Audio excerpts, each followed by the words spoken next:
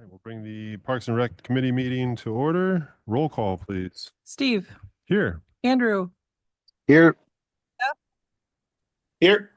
Emma, and Cindy here. That one's on right there. Yeah.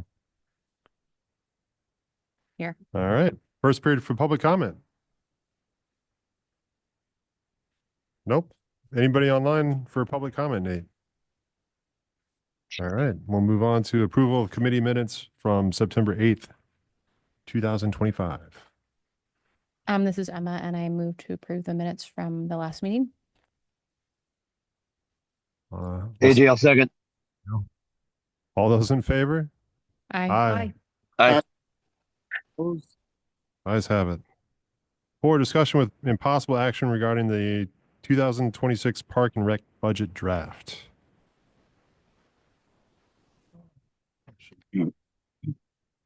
So Cale's going to bring that up. And while he's doing that, I'll just make note to everybody. So where we're at this stage in the game is that the budget team has met 4 times. They have, in the effort to create a working budget, made amendments to all the departments' budgets, sent them back to the department heads, and requested that we bring them here to committees as a way of doing a little bit of a pulse check on, is the budget team on the right path with some of the changes and alterations we've made to the department budgets. I will note that there are still a host of numbers that need to come in, things like health insurance renewal numbers, property liability, things of that sort. One that we talked about in Sarah's meeting was the highway state assistance. And so those are some fairly big numbers and could change where we're sitting right now. But as we stand right now, we are about $1,600 up against levy limits. So every year we typically try to carry somewhere between $50,000 to $100,000 of a cushion up against levy limits. At this point, the version that Cale will show you of his budget, the total budget is $1,600 up against levy limits. So we're right up against it, folks. So that's part of the reason why, of course, as you would expect, some changes had to get made, and Cale can kind of jump into that now if you're ready. Yeah. So, ask questions if you have any. I've been working on the comp plan and the playground, so I haven't had much time to look at the budget other than our meetings that me and Nate have had. So, in regards to the budget, again, mine in regards to operational budget really didn't change a whole lot. In talking with the budget team when I presented, again, I didn't want to change too much based on the comp plan being discussed. So I didn't want to come guns a-blazing or ask for a lot when the comp plan is still being developed. Hopefully from the comp plan, we'll get an idea, and then based on years down the road, then we can ask for what is needed. So again, this budget really didn't change a whole lot from last year. I cut a few things, added a few things, and then the wage one is the one that we had talked about that we really wanted to see both professional staff and seasonal staff to get those increases up a little bit. So again, ask any questions if you have any. I'll go through this fairly quick, but oops. Can I admit? Yeah. Oh, sorry. So again, you won't see a lot of changes. Office supplies, that was $100 of postage. We just don't do postage that much anymore. So I cut that a little bit. Admin was another one, $200 that I cut. I can't remember what that was for. I think it was some subscriptions that we might have used in the past that we just don't utilize that anymore. Parks and Rec maintenance, that was, I think, equipment supplies, vehicles. We've been pretty fortunate when I did this budget that we haven't had many equipment malfunctions until the deck, as you guys recall. but I still think we're in good place for that. So I think it was about 500 in just equipment. And then I put $9,000 in there for capital projects. This is the third year that we've had our zero turn. So normally after every 3 years, we try to trade that in and get the most for our the zero turn. And then I think 3 years ago, it was about $9,000 that we had to pay that we get about, they're about 16,000 or 17,000 when you purchase one. So 3 years, we try to get the most out of it. So we're hoping for a good trade-in on that. And then the following year would be the BX when we look to do that. But this year is the zero turn that we're looking to upgrade. Again, the wages, I'll show you the slide on that, but that's a big increase.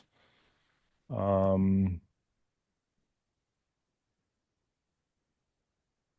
trying to get down to coaching wages or recreation wages. Again, we'll talk about that when we get to the next slide. But coaching wages, I put a slight increase on them because we haven't had an increase on them either. It was more for the baseball coaches. Everything else kind of stayed the same, but the baseball coaches, they coach the season and then they go to 3 or 4 tournaments. The softball coaches do not currently go to that many tournaments. So those tournaments are Fridays, Saturdays, and Sundays. So I just increased a little budget to the baseball coaches because of the 3 or 4 tournaments. We would like the softball to get there. They're just not there right now. So they go to about 1 tournament every summer. So that's the coaching wages. And then utilities, a slight increase on that. We've been pretty good with utilities so far, but as you guys know, everything's going up in price. So I just kind of plan for a 3% increase on that. And then contractional, I can't remember what, that was the rec desk. It seems like every year we're getting charged more on that. And then I believe it was the senior center payment to the senior center to cover the busing, the senior center. Yeah, within that. The senior center contribution, as far as I know, didn't go up this year. No, Yeah. it was just to make sure we cover the senior center busing and rec desk. And then equipment supplies, didn't make any change to that. Umpires, just $200. Me and Nate tried to figure that out more closely and really kind of hone in on the numbers and based on the number of games and the payment, we thought that was a pretty close number it's hard because, you plan for how many games, but during the summer, heat or rain cancels a bunch of them too. So we tried to plan the best we could based on previous years, how many games actually got canceled and how many go. So that is hard, but we feel like that's a good number. So that's the overall budget. And then just the wage. I was wondering if you talked about Dustin's wage. Nope, that's on this page now. So so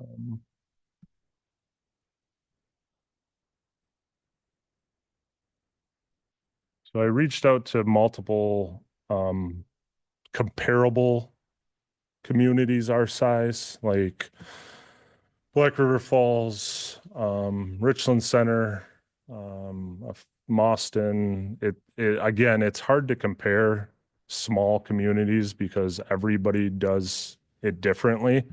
A lot of them did get back, but some didn't. So that was the hard part. I'm hoping, the National Park and Rec organization does a wage survey, but that's skewed in so many numbers. I'm hoping down the road, Wisconsin Park and Rec does a wage survey sometime so we can compare it a little bit more. But based on the national one, we're a little below, and then the average of Wisconsin, we're a little bit low. And Black River Falls was kind of the one that I kind of went off the most, just because the size is pretty close. What they do is pretty close to us. So that was what I was basing the numbers off. You can see on mine, put in a 6.5% increase. That doesn't get me to Black River Falls and some other communities, but it's getting close. It's more in line with Richland Center and a few other communities. So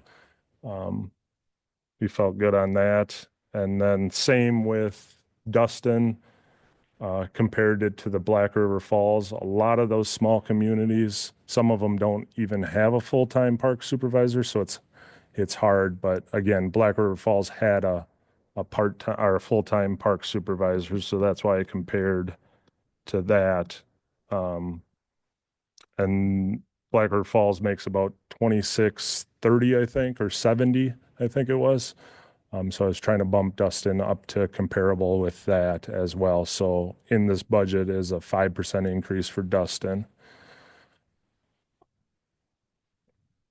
What's he getting now? Um, You said 54,288. he's at Oh, I'm 24.85. looking at the wrong line. Okay, thank you. That one down here. So he just got that dollar increase in September.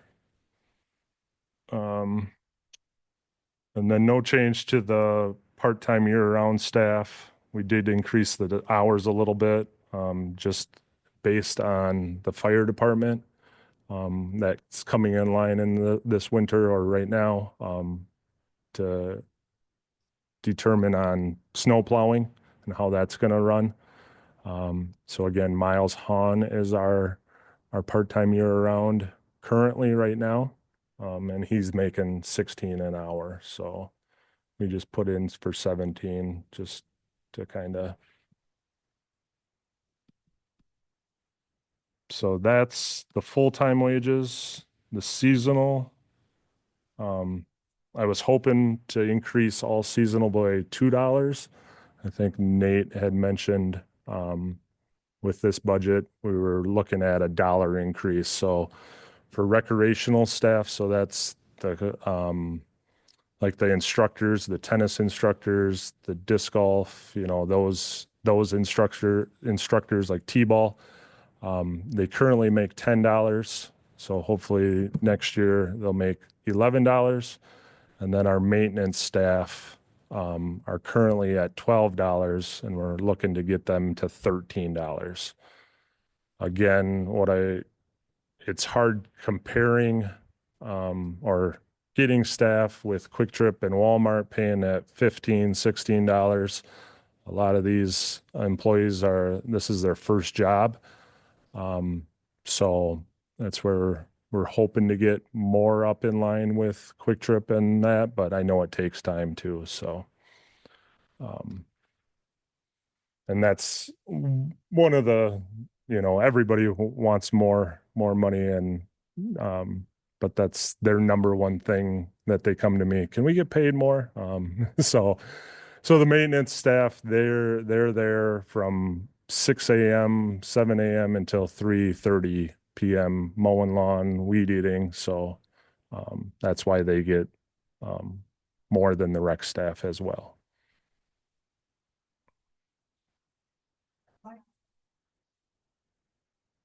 Sorry, this is Emma. I was just curious, can you just show me up here? So the positions at the top, we were saying those are the more of the park and rec, like that do the lawn maintenance and mowing. Yep. So summer park wages are the maintenance crew. Yeah. And then we have about 5 of those positions Yeah. that work roughly 350 hours a summer. Yeah. So they start in June normally and work. Again, this year we were pretty fortunate. They stuck around and worked till the end of August. And they, with baseball and other things, they roughly get about 350 hours in. And then, sorry. And then the recreation staff, again, is the instructors and the coaches, the traveling team coaches. So that's like those positions over there in the blue. Is there any talk of raising the price for the yeah, for the Programs. to help offset this stuff? Yeah. We did talk about that. I feel that we're right on that line. I don't know if we increase it too much, if the participation will go down. We're kind of in that sweet spot and comparing with Richland Center and a few other organizations. They're kind of right around that mark where we're at too right now. So Kale and I did talk about this, and a couple of considerations, and I think we even talked about it a little bit within the budget team, was that the Park and Rec department has seen some significant increases to their fees over the course of the last 2 years. Probably, I think we saw them in both 24 and 25, and so the thought was to just kind of try to leave that alone for a little bit. The other reality is that there's not much ground gained by increasing those fees. It's just really not that much. I mean, you'd have to increase it substantially in order to squeeze out another maybe $2,000 or $3,000. And so rather than put a burden on the people who are trying to get to participate, the families and whatnot, the thought was to maybe approach it from a different angle. I know the mayor had the idea, or maybe Steve did, of really trying to increase the dollar amount that sponsorships. And so really coming at it from that angle. And I think Kale, if I remember, like you thought there was some opportunity there to increase sponsorship costs, and that instead of something being so much, maybe we increase that by 50%. And so I think that's where revenue has opportunity, not so much on the fee side of it. Is that about right, Kale? Yep. Okay. And this is just the breakdown of that first budget that I sent or showed you. So I don't know if you have any questions on. Kale, what I would say is maybe if you want to go to that first page, I mean, we can go back and look at some of this, because this is a lot of detail. I mean, Kale does a really nice job of really itemizing out all the costs he's seeing, but it's sometimes hard to get a general sense. Sorry, down towards the bottom. Oh, bottom. Yeah, the summary. The summary where it just shows by category. So this table right here at the very bottom really shows the changes in a nutshell. You can see for the most part, really, Kale's budget is not moving all that much. It's really just wages. There's that capital project with the mower. Unfortunately, we can't borrow for that because its lifespan just isn't so much. So that's a big piece there. The $1,000 for the rec desk and some other items, utilities, but those are pretty minimal in the grand scheme of things. It really comes down to wages, and so that's what you're seeing here. And Kale did ask for more than that, but as we said in Public Works, there's some pressures. One from where is everybody else in the city at? So they do a good job of saying, hey, these are what our external comparables are, but then the budget team has to sort of make them all land in the appropriate place against one another, against other departments and department heads and stuff like that. So that's one consideration. Again, it's the dollar amount. Like I said to Kale's, like, yeah, I understand $2 would be great, but I think we can do $1, and that amounts to a 10% increase for those kids. And so that's what we can try to do this year, and maybe we take another stab at it next year. But ultimately, I think we ended up with a budget where we are trying to infuse more money into the Park and Rec department without having to cut things, right? And that's where Sarah's, for those of you who are in Public Works, that's something she had to do, is she went and sliced quite a bit of dollars off to get her pay rate increases. This is sort of doing the pay rate increases without making substantial cuts, because I think from my angle, one of the concerns we've heard about is needing more staff hours to take care of our parks, to take care of our facilities and things like that. And that's my only concern with this one. And I've said that to Kale, is like, we're not adding a lot of staff hours. We're increasing staff wages, but I don't know if you want to talk a little bit more, Kale, about how we're trying to address the maintenance from a different angle rather than increasing park and rec hours. We're asking. Yeah, so a few ideas that me and Sarah and Public Works have talked about. Again, I've shared with you, Public Works is taken on a little bit more mowing for us. So that's going to help. And then we're working or talking with outside organizations, you know, is it feasible to hire some of those locations out for them to mow? Again, we would have to pay them, but you know, would that be a benefit? You know, and so we could spend more time mowing or working on some park projects.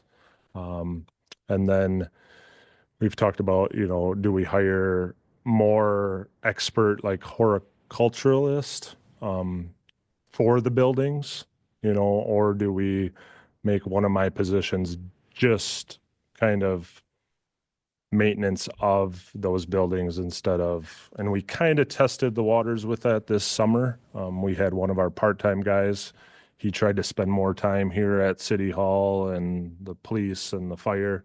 But the hard part is they just don't know horticulturists and bushes and that. So we've reached out to Second Nature and a few of those places. Could they come in one time, get everything good, and then us taking it back over? Because it's been neglected for a while now. So we're still in talks. We're still trying to figure things out, but there's different ideas and options on the table that we're exploring. Yeah, there was a lot of conversation in the budget team about just efficiency of our mowing and groundskeeping operations. And I think there's still quite a bit to explore, but I think the early results from you and Sarah just collaborating, taking some time to sit down and really trying to collaborate on it has been, makes me feel optimistic that there's a lot more we can go with it. The big thing is we've just added so many properties over the course of the last few years. And then with the fire station about to come online, we're really just needing to take some stock, but it's not addressed here. But like Hale said, I think we'll look into it. And I think this year we'll be more exploring and seeing what we can do.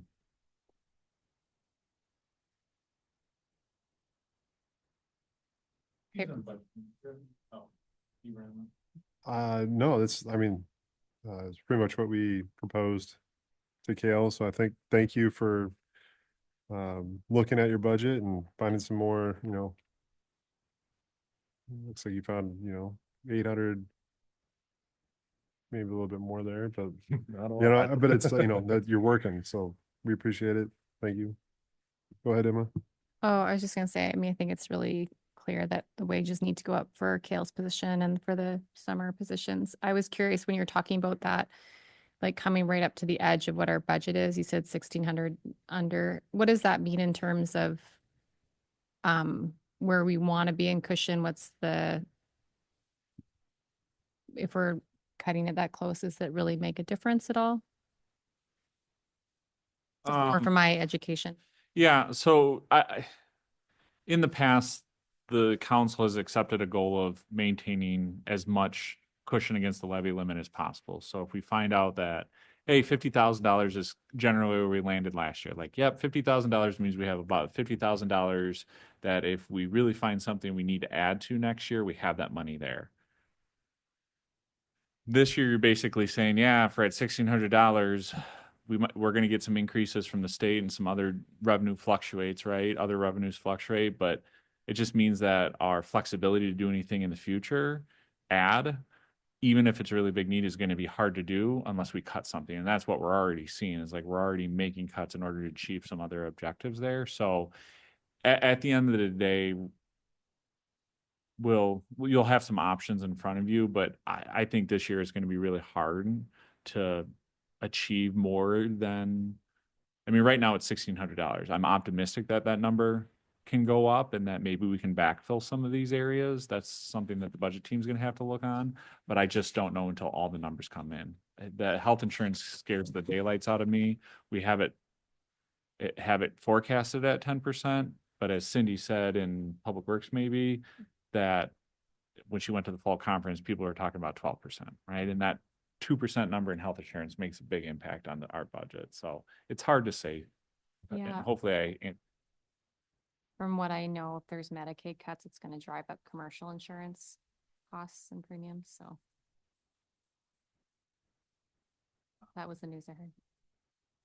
So right now, again, where we're at is we want the committee to provide the budget team feedback on this new iteration of the budget, the changes that have been made, so that we can absorb those, take those into account, and if there's any amendments to the budget that are coming up, we have that information in mind. Again, we want a lot of touch points with the elected officials to know how you're feeling about it.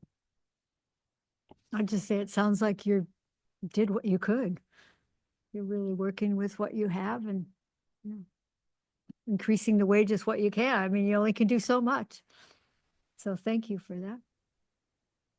I wish we could cut mowing some, but I know then you have to do something else with it if you're not going to mow it.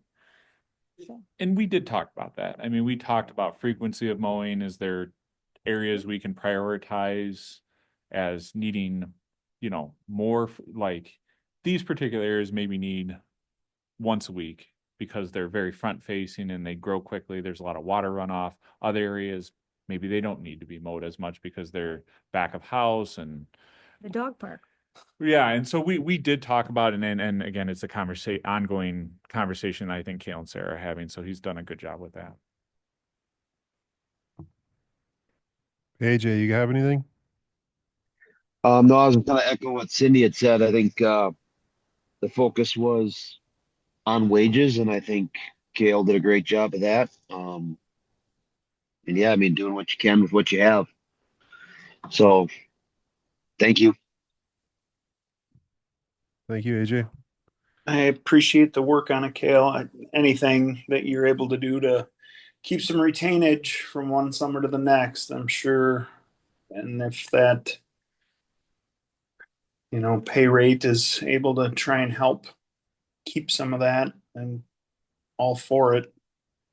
They grow every year, so appreciate it. All right. Thank you, Seth. Any other options or suggestions? We'll take them. That's for sure. I don't think you need a motion, right? No, we're just So- trying to give feedback. Well, thank you for all the work. The Yeah, budget thanks. team too. Thanks, Kale. All right, we'll move on to item number 5, discussion with possible action on Lions Club request for holiday tree placement at Old City Hall site. So Ken is here with the Lions Club. He stopped down last week to talk about placing a holiday tree at the Old City Hall property. He had talked to Dustin, but I didn't get all those details, so we had a good conversation last week. Oh, sorry. So he can answer any questions that you guys might have for him, but in my discussion with him, we had talked, they currently place a holiday tree at the old core lot right across the street. But they're looking at moving it to our property. The problem that I see right now is we're currently in talks with developing that property. We're kind of on hold right now, so we haven't moved too far in the direction, but we have a good outline, as you can see up there. I don't know if this is the new one or the old one. I can't remember which one I took, so I apologize if it is not the new one. But in that plan, it was mostly trees and not evergreen trees. In talking with Ken, they had wanted to see or plant an evergreen tree in the park, so they don't have to continue to cut down a tree, put it up with tying, and just make it easier for them. Because at the other lot, they cut a tree down and then tie it up and put it up on site. So they were kind of hoping for a living tree in City Hall. The problem for us this year too is there's currently no electrical hookup, which me and Ken talked about. We could probably tie up into the box on site, but that would be an additional cost to the city or whoever helps us, you know. I don't know if the Lions Club would be interested or if the city would be interested. So that's a holdup. Do you want to add anything else? Well. Oh, sorry, We'll just have you come up to you could the, use the mic.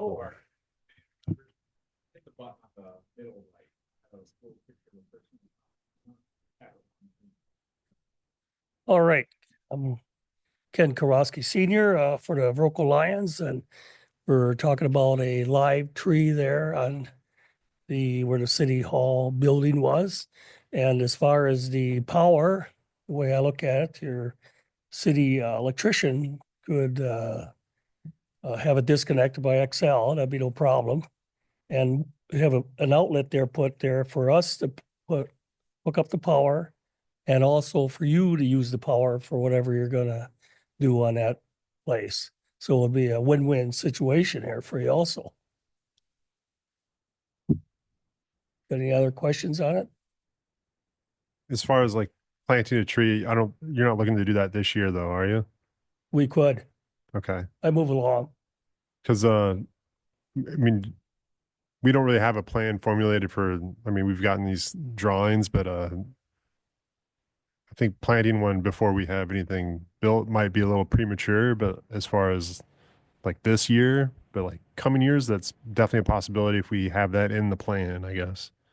Is the way I'm thinking would Okay. work. So I'm looking at, you don't have a drawing exactly how you're gonna have it set up for this, your concrete sidewalk or anything where you're gonna have stuff? I don't think that's been formulated at this point. I Okay, just tried to contact the person, we have a design team working on it. And we've kind of lapsed because few months because we've been working on the comp plan and other things. But I just emailed him today, so we will get something going again. But like Cale said, a pine tree wasn't part of it. And the problem I see also is someday you're not gonna be able, it'd be so big, you wouldn't be able to decorate it anyway, and you'd want a different tree. Right? It'll just keep growing. wouldn't have a problem with that. I always get a lift from agriculture or whatever. I don't know when it goes up and decorates it, so that's true. I won't be here forever. Well, I'm just thinking it'll just get bigger and bigger, pine trees, and they don't, Right, we would start with, like I would get a tree through Chad Williams, and it'd be like 10, 12 feet long, so it'd take a little bit for it to grow, and it'd be for the community is what we do it for. I had one question because I know it takes, when you're talking to the design people, it takes a while for trees to take root. So if you went the direction of planting a tree, doesn't mean you can't move it the next year. I mean, it's just, you know what I mean? Like well, they overwinter trees all the time in the ground, so may not be. But I was thinking that grass has a really hard time growing underneath evergreens, so this could be also less mowing for Kale. yeah, I would just like the design team to be able to continue to work on what we've been working on. We've spent quite a few hours, so I'd like to see us be able to work through that. And also, we talked about the possibility, a problem possibly, if you let the Lions Club do it, then other people are gonna say, well, we want to do something there too. And pretty soon it's, Yeah. not what it was. Yeah, so just piggybacking off of what Cindy said, I would suggest, when Cale brought this forward, I said, planting something before we've gotten anything. So, because this plan hasn't even made it to this Park and Rec committee yet. It hasn't even made it to council yet. So we just are that far away from really having a solid plan. And before we start putting stuff in the ground, we should really have a locked in idea of what we're going to do. But I do think doing the temporary holiday tree could be something that this group could look at. To Cindy's point, we would just have to be careful about it because this hasn't come up in a while, but we have a policy for public displays on city property. Across the country, there's a lot of communities that struggle with this, where basically if you allow one thing to be displayed on public property, you have to be open to allowing everything to be displayed on public property. And so what we did is we created a policy that basically says that the city's not going to entertain any public requests for their displays on public property. And that just kind of says we're done. In this particular situation, what we could do is we already have holiday lighting, right? We have stuff on the street lights, the decorative lighting poles and stuff like this. So this could be a continuation of what the city does in that realm. And we could just partner with the Lions and say, hey, we need some help decorating this sort of vacant property right now. Would the Lions Club be interested in coming in and erecting this holiday tree on the city's behalf? Right. And so that way we are kind of taking ownership of it and you're just assisting the city in doing that. That Right. would be no problem. So that's just a way we would have to approach it, to very much say like, this is in partnership with what the city's asking to do versus we don't want to open the gates to anybody coming in here. We really need to maintain control over it. And I think that should play out okay. So long as the Lions Club is okay taking direction from the city on what is displayed on that tree. That's fine. Because we have to be really secular about it and not really favor any certain religion or theology or anything like that. So we just have to be super careful about that. But I think it's something that this group could consider in that way. And that's kind of what we talked about, Kale. Is there anything I missed in that we talked about? Okay. No, I guess my question is, why aren't you keeping it where it is? Has been. Well, I talked to the new owner. I know him real well, Jerry DeLapp, and so he doesn't want a live tree there. We were always pushing for a live tree. The old owner I talked to didn't want a live tree there also because he was going to add on to the building. And I knew for a fact he couldn't do that because the state already requires you not to have a building there. So I knew that was what I never went on to mention that to him. I guess you still could have the same problem with other people saying, well, if the Lions Club would do something for the city, maybe not, but it's just a possibility.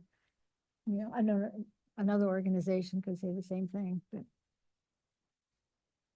And again, that's part of the reason we brought it to the Park and Rec Committee, is that typically this is the committee that things get brought to when we're talking about like beautification of public spaces, right? Like for all intents and purposes, that piece of land right now is a passive park.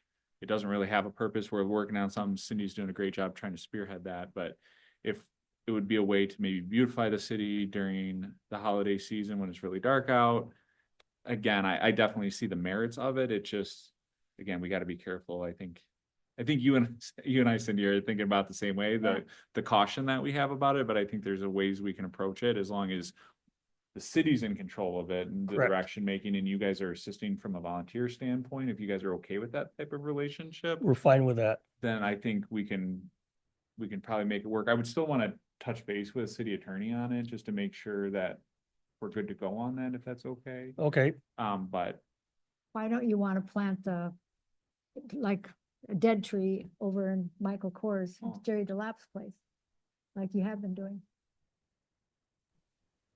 Well, we decided we always get out there and I'm the one that cuts the tree down. Got any complaints on that tree, but whatever. And with Mark Solverson, and we figured instead of doing this every year, cutting one down, finding one to cut down and hauling it in here, we could have a live tree and just decorate every year. It'd be a lot more easier for us. I think your That question. doesn't answer, why don't you Yeah. just do the same thing you have been doing? Yeah. If we're not Awesome. ready to do a live tree yet, is there a reason why? I mean, Oh. is Mr. DeLapp still open to hosting a cut down tree? Yep. On his property? He gave me the okay for that Yeah. already. So are there are you coming to us because there's more advantages to being on our lot versus their lot? Well, I look at it having a live tree. He doesn't want a live tree there. He mentioned I didn't want to, he wants to see how it goes. He doesn't want a live tree. And we like to have a live tree.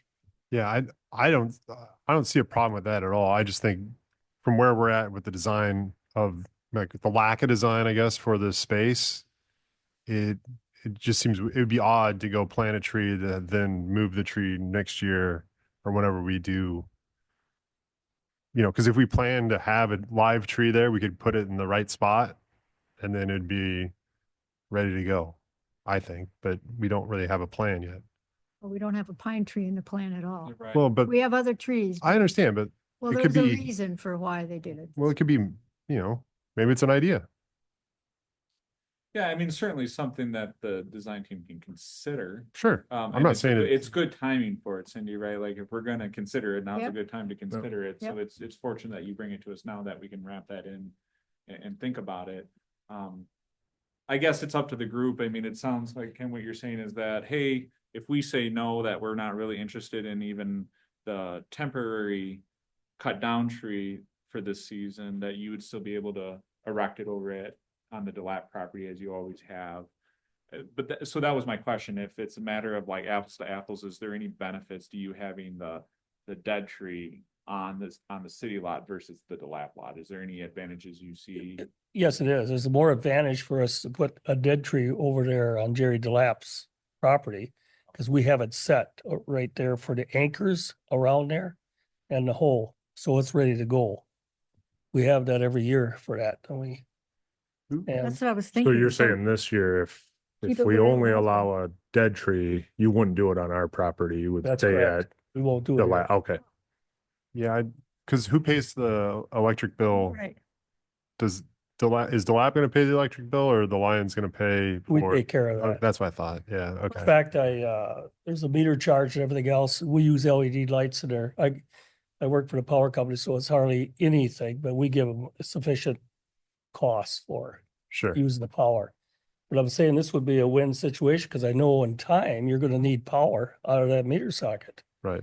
So your city electrician, whoever that is, you know, all you do is call up XL and they disconnect the power and that'd be no problem because I got contacts with them to get here in time.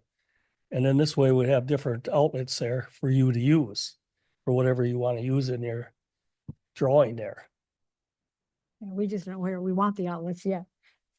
So again, no dead tree this year, it'd be for planning for a live evergreen in this site for years to come. Okay, so it's a hold for this year. And And- maybe. Yeah.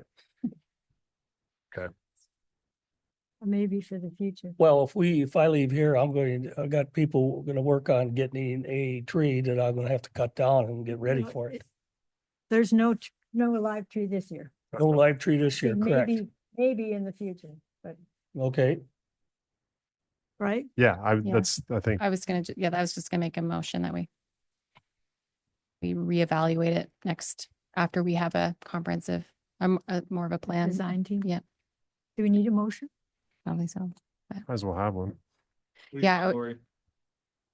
motion. I was just gonna make a motion that, for right now, that we not put a live tree, at the site, this year, but that we like forward that idea to the planning committee that's working on that corner for the design. team, Yeah, we're calling it. Yes. yeah, design team. Okay, I would second that.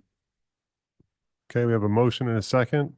Do Steph, we- AJ, do you have any comments?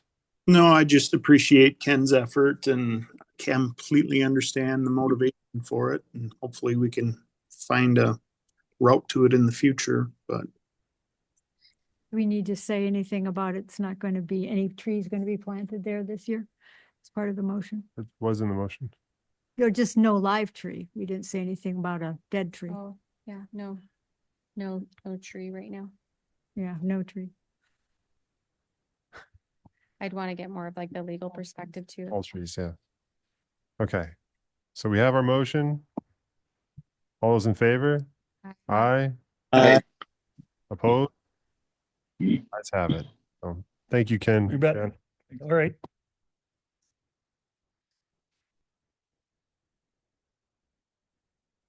Let's see, we have discussion with possible action on addition of Veterans Memorial panels. So Laura, you might have to jump in a little bit on this one, but this was brought to my attention. Last week, we had a person inquire about adding a name for the Civil War section of the memorial panels. And as you can see, sorry, it's kind of small, but that first panel on the left side is Civil War. most of the front, and then the small picture is the back side of that. There's not a lot of room left on the Civil War section of the panel because there's only one panel there. There is a little room at the bottom, but it is getting tight. Yep. So we currently do not have the Civil War on our form anymore, and I can pass that form around. Just because the room is so tight that, and we haven't had much, but this one came out and is asking to request on the Civil War. So, again, in talking with Mike Kappa that puts the names on the thing, we could definitely, he thinks that we could put one at the bottom. It won't be in order anymore. But you'll see the Vietnam had that same issue where we added some to the bottom, and Vietnam is a lot more packed than Civil War. But then we had talked about there's 3 panels on the right side that have nothing. Do we look to start another one for just random, Civil War, anyone that's full? Do we start a panel for any additionals? So that's where we're kind of at right now. And A couple of questions. What's over at the courthouse? They have some names over there. Is that just World War One? Does anybody know? I know they have some names over there I do not know. for the courthouse. And the second, is this just for Verocco residents? It's not for county, correct? I don't know either. Very I good question, think but it's I just don't for- have the answer. I think it's just for Verocco residents, so that'd be something to keep in mind. Well, it does say Viroqua Area Veterans Yeah, Memorial. but what does that mean? Right. I don't, because like my grandfather's not on there and because he was not a Verocco resident. I think that's what it, We don't get that specific. We have, when somebody requests that, we have them go to the Veterans Service Office. And that's where this has come up because we did have the Civil War one just recently. And the person, they've at one point was in Viroqua, but the family is in, what did I say? It was in Montana, I believe. Yeah. And they were traveling through and they wanted to have their relative put on there. We don't know if they ever were or at one point lived in Viroqua, so I don't know what kind of research we would have to do in order to say, no, you can't be on this particular, because I don't know what was used when they put this together, to be honest. My biggest question is if we get one of these requests in the future, we're not going to have any place to put them, and do we want to deny them to be put on, or do we want to put them on add another panel? Because the most of them come through, like you say, for the Vietnam. And But that's on there right now. The Right. Vietnam you can see is there's 2 panels for Vietnam, front and back, and they're completely to the bottom. So there is no more room for Vietnam. So again, we would have to consider taking Vietnam off like we did Civil War off the form, or there's 3 panels at the bottom that have nothing on them right now.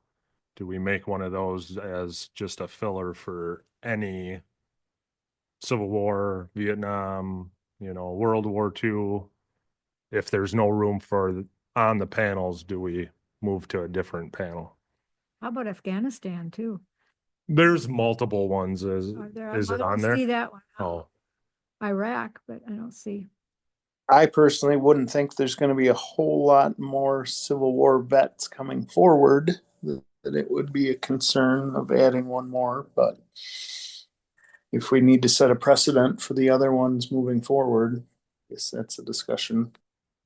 I think we need to know if they were residents or not too. Yeah, I want to know what the criteria was for making this list and if I it think it was, was. because I don't, at what point did all these names come forward and what was the criteria then?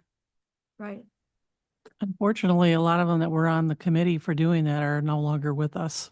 I bet the museum has some kind of record. Right. I would be willing to try to find something if you'd like. Well, and we inherited this park from like a third party, Mhm.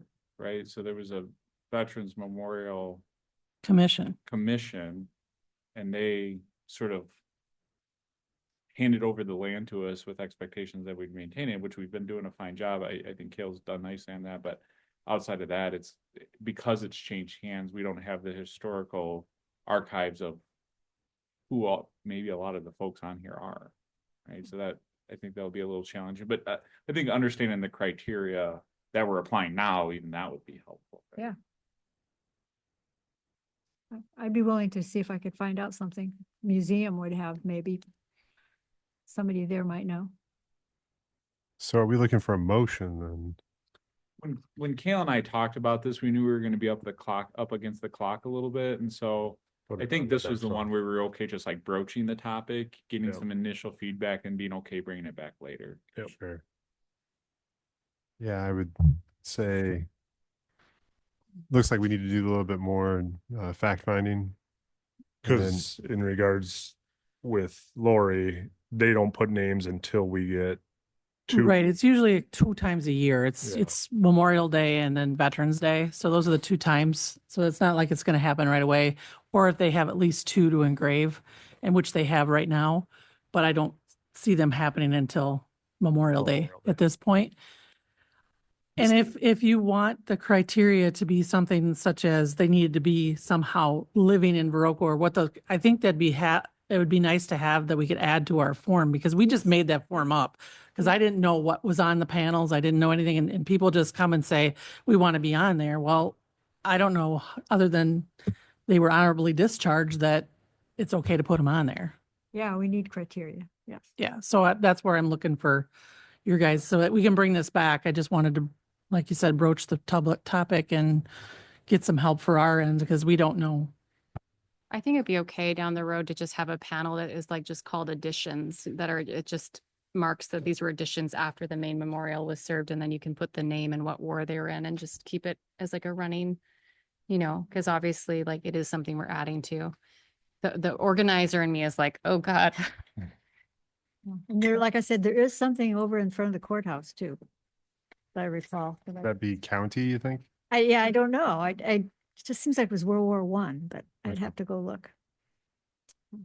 Well, Okay, I guess we'll find some more information and in progress. circle back.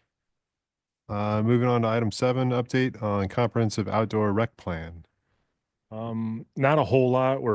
As you guys know, we're busy with that. You guys probably received an email last week to kind of help go through, look at it and give us any input with that. We're currently updating the goals and objectives.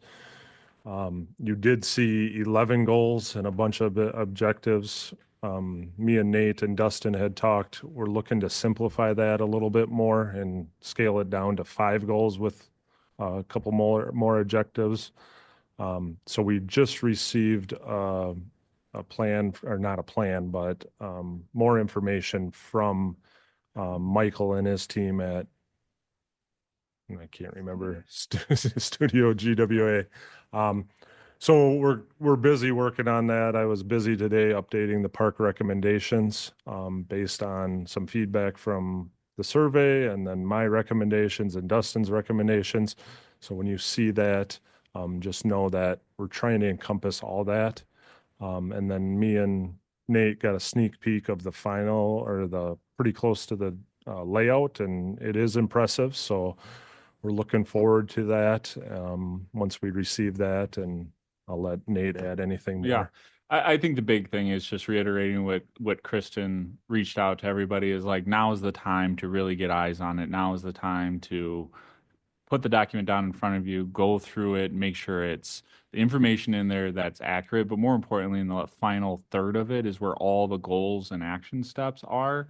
And just make sure that you're comfortable with those. We want a legitimate plan when we come out of the end of it. And that really requires the committee to get involved and like look at those and be comfortable with what's being said there. So if you haven't had time to look at it, I highly encourage you to take time now to really start absorbing it, because the runway is getting shorter on us on this. Did you guys receive an email that said, we need to know something by such and such? Mid-October. February 10th, Did you get that? Sorry? or February 10th. That's Sorry. October 10th. There we go. Yeah. Friday, Sounds better, October yeah. 10th. Thanks, Kale. All right. Do we want to leave time for public comment Yeah, here? I don't. Should I need just it. move into? Unless you have something real quick. No, you guys can read it. Are we going to, Yeah, I would just say if we have time for public comment. so go directly there is what you're saying? Yep, it sounds like that's okay. All right, so we'll skip over the director updates.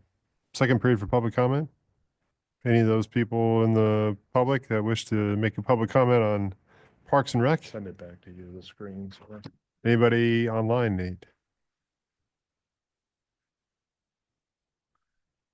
Looks like you're good, Steve. All right, so then I guess we're looking for a motion to adjourn. This is Emma, and I'm making a motion to adjourn this meeting. Cindy, I'll second. All right, we have a motion and a second. All those in favor? Hi. Aye. Aye. Aye. I All right, opposed? Ayes have it, we're adjourned. Thank you.